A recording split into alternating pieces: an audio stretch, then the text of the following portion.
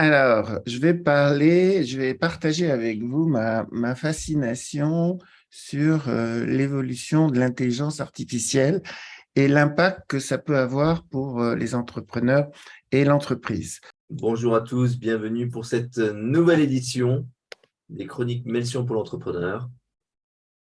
Tous les vendredis à 10h30, on va parler de sujets qui concernent les entrepreneurs. Très bien. Alors, je me permets de faire un petit rappel de l'historique de l'intelligence artificielle. C'est quelque chose dont on parle depuis très longtemps. Dès les premiers ordinateurs inventés dans les années 50, la question s'est posée, les calculateurs numériques peuvent-ils penser? Au départ, la réponse était fortement négative. Euh, Dans les années 90, j'étais déjà passionné par ce sujet et il y avait une solution qui s'appelait les systèmes experts où on introduisait des règles. Si telle et telle hypothèse est satisfaite, alors il faut ça et on compilait dans un système expert des tas de règles et je vous rassure, ça marchait très mal. Ça donnait pas grand-chose. Et puis, la technologie a évolué. En 97, il y a un coup de tonnerre parce que le premier ordinateur Deep Blue a battu Garry Kasparov aux échecs, mais c'était encore essentiellement du calcul, de la combinatoire, la force brute, en fait relativement peu d'intelligence. C'est juste que l'ordinateur pouvait calculer tous les coups plus loin que ne le faisait l'humain et de ce fait-là avait un avantage certain. Là où les choses ont commencé à changer, c'est à partir des années 2000, où on a mis au point des réseaux neuronaux qui sont censés plus ou moins refléter la manière dont les neurones humains fonctionnent. Et on constitue un neurone, on lui fournit des données et on lui indique si le résultat auquel il arrive est bon ou pas bon. On fait donc une phase d'apprentissage à partir d'un grand nombre de données. Et ce nouveau système, c'est appelé le deep learning et on verra qu'elle a un impact très fort sur ce qu'est l'intelligence artificielle aujourd'hui. Et puis plus les années passent, plus l'IA arrive à des performances notables. En particulier, un jalon, c'était en 2011 où Watson, un logiciel mis au point par IBM, a réussi à gagner à un jeu qui s'appelle Jeopardy, qui est pas un jeu où il y a des calculs à faire, mais c'est un jeu de langage où on répond à des questions. Et donc, c'était un nouveau domaine dans lequel l'IA pouvait s'exprimer. Ensuite, euh,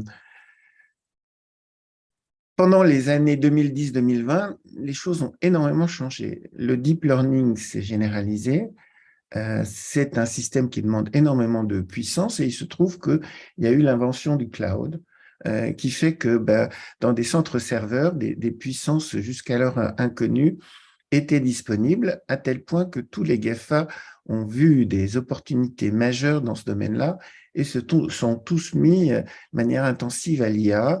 Et c'est pendant cette décennie que sont sortis Alexa, Google Home, Siri sur votre iPhone, etc. Et donc, le champ de l'action de l'IA, eh ben, c'était toutes sortes de modèles permettant la synthèse de la parole, la compréhension de la parole, la capacité de dicter ses mails à votre iPhone, la traduction automatique, la vision assistée par ordinateur, la reconnaissance des formes et le début de la conduite autonome. Donc, vous voyez une décennie extrêmement chargée. Et puis, par ailleurs, d'autres acteurs sont apparus, dont la société DeepMind, qui a été rachetée en 2014 par Google et qui a fait des modèles extrêmement performants. en particulier un système qui s'appelle AlphaGo, qui a battu le champion du monde de jeu de Go, alors qu'on pensait que c'était impensable pour l'époque et qu'il fallait 10 ou 20 ans de plus pour arriver à ce niveau de compétence. Et DeepMind continue à stupéfier le monde avec toutes sortes de logiciels qui jouent aux jeux vidéo, qui jouent aux échecs, qui jouent au Go, qui jouent à tous les jeux qui existent et qui font de plus en plus d'usage à vocation utile pour l'humanité, en particulier en 2020. AlphaFold, qui est un programme fait par DeepMind, a permis de résoudre la problématique de la structure en 3 dimensions des protéines, ce qui est extrêmement intéressant pour l'industrie pharmaceutique et la chimie. Alors maintenant, quoi de neuf aujourd'hui et pourquoi dans le titre je mets l'IA en 2022? Eh bien parce que moi je considère personnellement qu'il y a une disruption en 2022, avec en particulier un nouvel acteur qui s'appelle OpenAI, qui est une société qui a été cofondée par Elon Musk et Sam Altman, qui est le CEO actuel, qui est une société un peu comme DeepMind, focalisée sur la création de modèles utiles à l'homme et à l'humanité. Et ils viennent de sortir, coup sur coup, 2 modèles, un qui s'appelle DALI et un autre qui s'appelle ChatGPT et qui est sorti le 30 novembre 2022. Et on va parler de ces modèles, de pourquoi c'est une révolution et de quel impact ça a pour les entreprises. Alors, qu'est-ce que c'est que DALI? DALI, c'est un générateur d'images textuelles à partir de texte. Vous lui dites dessine-moi ceci ou dessine-moi cela, je veux que ce soit au crayon, en photoréaliste, en peinture, en aquarelle, et je veux qu'il y ait ceci ou cela, et le logiciel vous peint ou vous dessine ce que vous lui avez demandé en vous proposant différentes variantes et éventuellement en partant d'images sources que vous lui donnez. Donc ça, c'est DALI et ChatGPT, qui est une version améliorée de GPT-3 sortie en 2020 ou en 2021. C'est un Large Language Model qui a digéré une grande partie de l'Internet et de Wikipédia et qui parle comme vous et moi, et on va en voir une petite démonstration, et c'est quelque chose, tout le monde se reconnaît à dire que c'est quelque chose d'extrêmement bluffant. Alors, est-ce que vous connaissez ces 2 produits? Est-ce que vous avez déjà entendu parler de ces 2 produits? Non. Oui. Franck dit non. Bon. Alors, je vais passer rapidement d'abord sur DALI pour vous montrer ce que fait DALI. Donc, j'arrête le partage, je bascule sur, si j'y arrive, sur mon écran, sur mon navigateur. On va faire une démo live de DALI. Alors, voilà, maintenant, je repartage mon écran. Et voilà. Donc, vous voyez, là, j'ai un prompt et je vais lui demander de me dessiner quelque chose. Par exemple, je vais lui demander de me dessiner un lion à la façon de Salvatore Dali ou de Picasso, par exemple, Picasso style. Voilà, je clique sur Generate. Il calcule et il va me donner 4 versions. Voilà, il m'a donné 4 versions d'un lion façon Picasso. Et Oui, derrière, vous pouvez affiner, lui demander des détails, des corrections, des choses, etc. Et quand vous regardez, bah, c'est juste bluffant.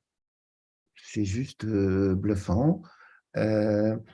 J'en profite pour vous dire une chose, c'est qu'il existe donc maintenant de nombreux générateurs d'images comme celui-là, et il y en a qui sont en open source, que vous pouvez télécharger et utiliser indépendamment d'Internet sur votre ordinateur. On verra que ça a un certain intérêt.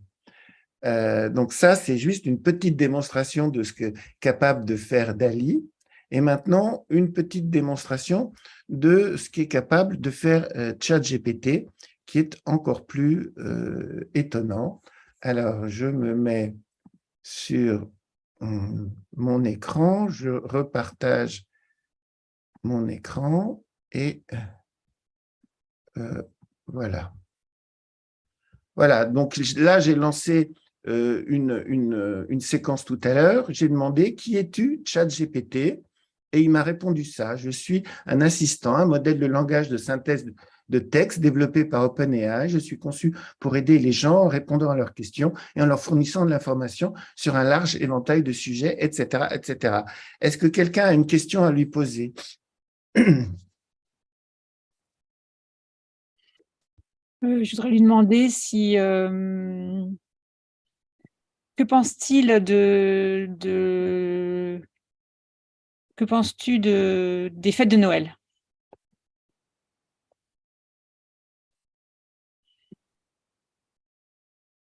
Oups, j'ai fait une faute d'orthographe. Cependant, Noël est une fête célébrée par de nombreuses personnes dans le monde entier, généralement pour célébrer la naissance de Jésus-Christ. Les gens célèbrent souvent Noël en passant du temps en famille et en amis, en échangeant des cadeaux, en chantant des chansons de Noël et en mangeant de bons aliments. Noël est également une période de charité et de générosité envers les autres. Bien que Noël soit une fête religieuse pour certains, elle est souvent célébrée par tous, quelle que soit leur croyance. Voilà. Donc, vous voyez, c'est quand même relativement bluffant. Pour vous montrer les possibilités, il faut savoir que c'est aussi quelque chose qui s'est programmé. Peux-tu m'écrire un programme en langage Python pour calculer les nombres premiers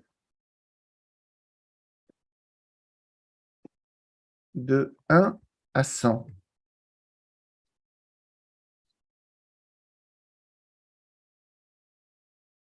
Réponse instantanée. Voici comment vous pouvez écrire un programme en Python pour calculer les nombres premiers. D'abord, créer une liste vide pour stocker les nombres premiers. Ligne de code. Itérer pour chaque nombre premier de 1 à 100. Si c'est un nombre premier, l'ajouter à la liste. Afficher la liste des nombres premiers de 1 à 100. Voilà, ce programme utilise une boucle for pour itérer sur chaque nombre premier. À chaque itération, il vérifie le compteur, etc. Et donc, il crée le code, il écrit le code, il le commente et il l'explique. C'est juste incroyable. Dans le langage que je lui ai donné, et j'aurais pu lui donner d'autres langages. C'est juste bluffant.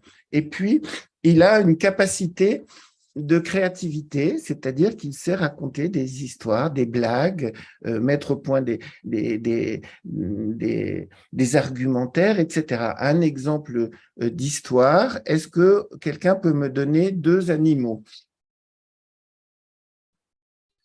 Une girafe Oui. et un zèbre. Alors, peux-tu me raconter une histoire pour enfants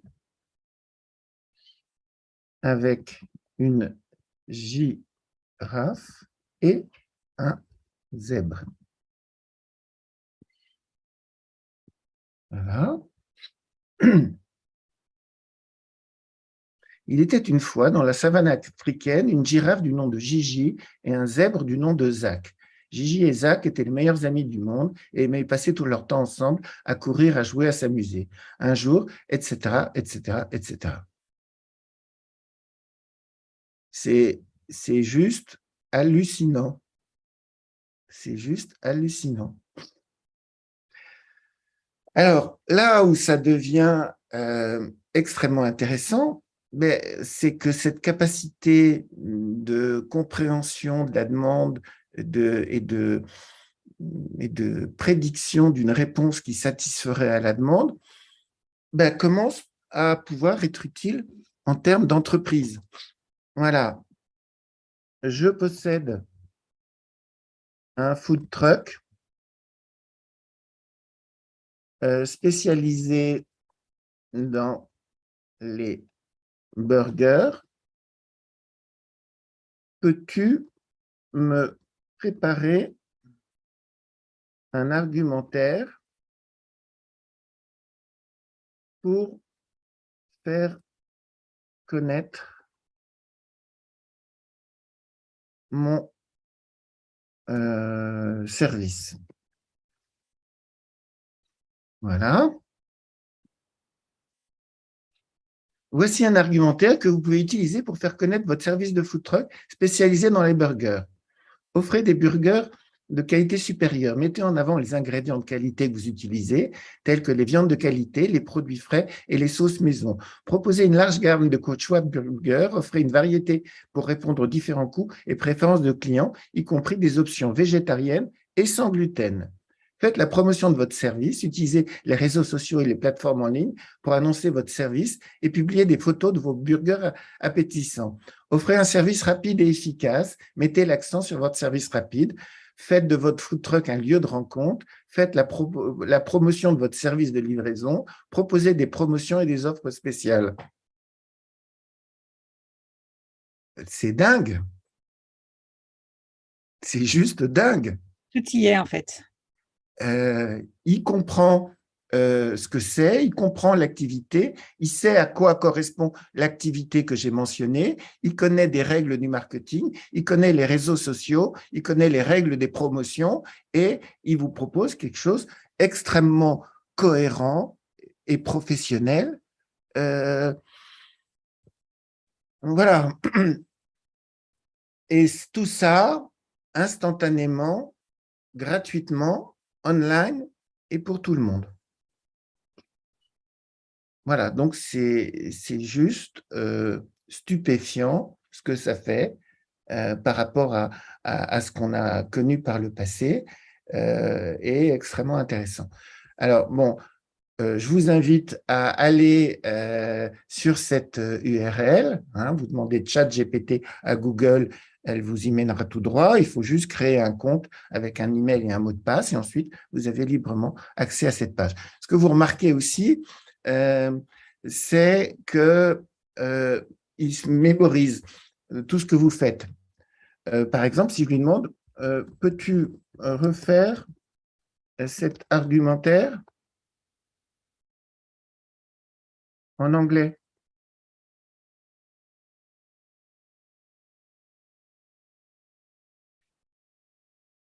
Je n'ai pas répété la question, j'ai juste demandé qu'il le refasse en anglais. Et voilà.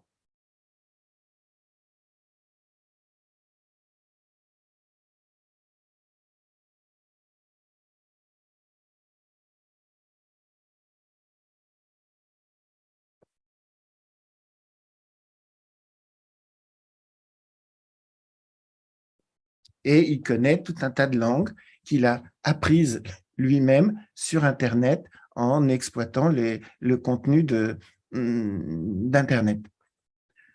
Voilà, donc j'arrête cette présentation. Je vous invite à aller voir par vous-même.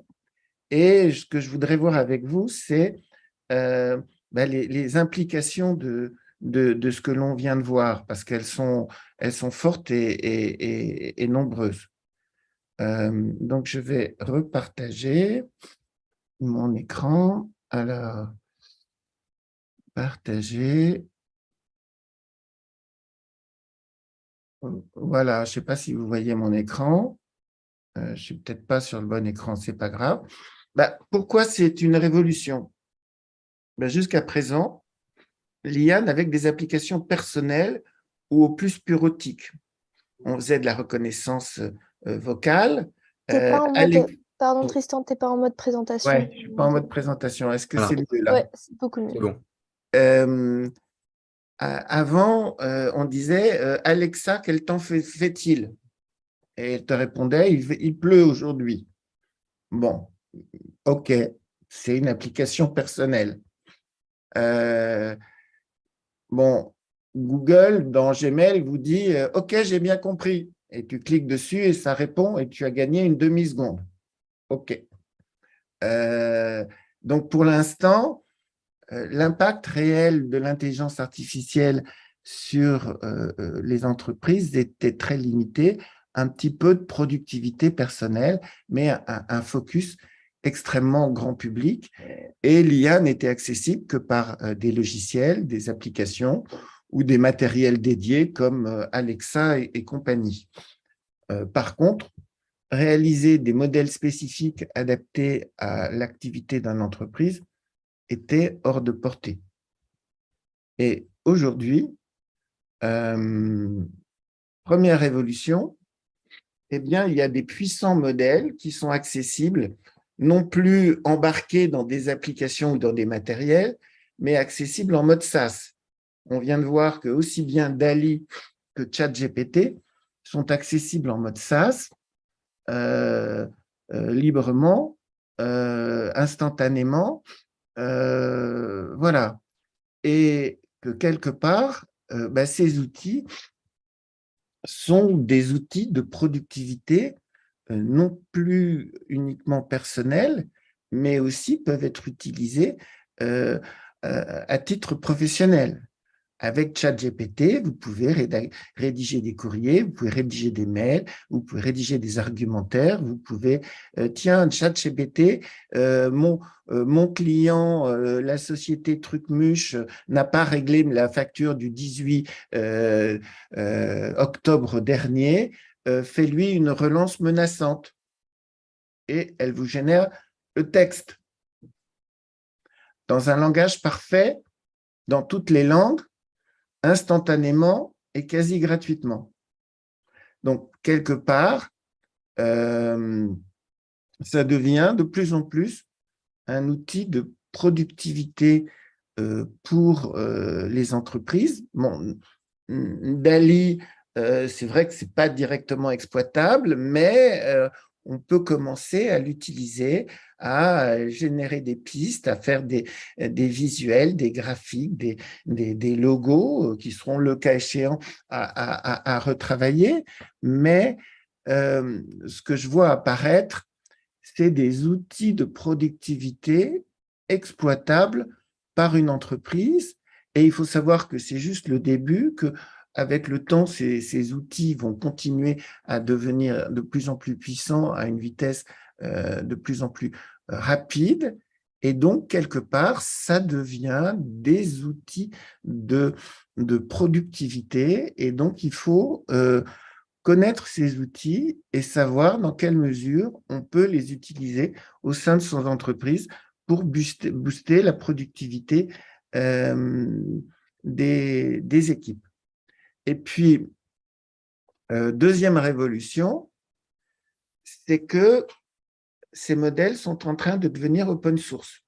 Par exemple, DALL-E, que l'on a vu, qui est un générateur d'images, eh bien, il y en a une version open source que vous pouvez télécharger le modèle chez vous, l'ajuster, et donc j'ai par exemple une application qui est en autonome sur mon ordinateur, elle fait 3 gigas, j'ai un univers graphique complet qui connaît toutes sortes de formes d'artistes, d'expressions, de techniques, et que je peux utiliser de manière totalement autonome et gratuite, et que je peux, avec les bonnes compétences, adapter et intégrer dans mon système d'information d'entreprise.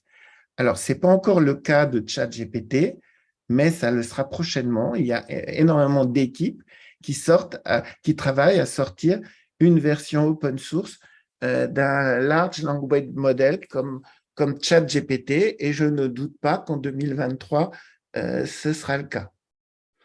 Voilà. Et alors, face à cette évolution de l'intelligence artificielle, on peut s'effrayer sur le risque de divergence, sur le risque de perdre des jobs.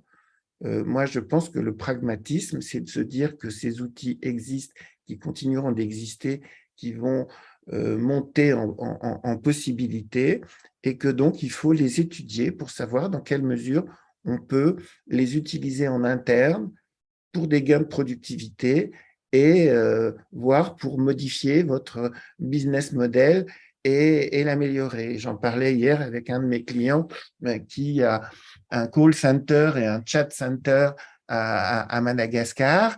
Eh ben, ça modifie la donne et il est juste pas envisageable de continuer à ignorer ce que l'intelligence peut mettre à votre disposition aujourd'hui. Voilà, voilà ce que je voulais partager avec vous.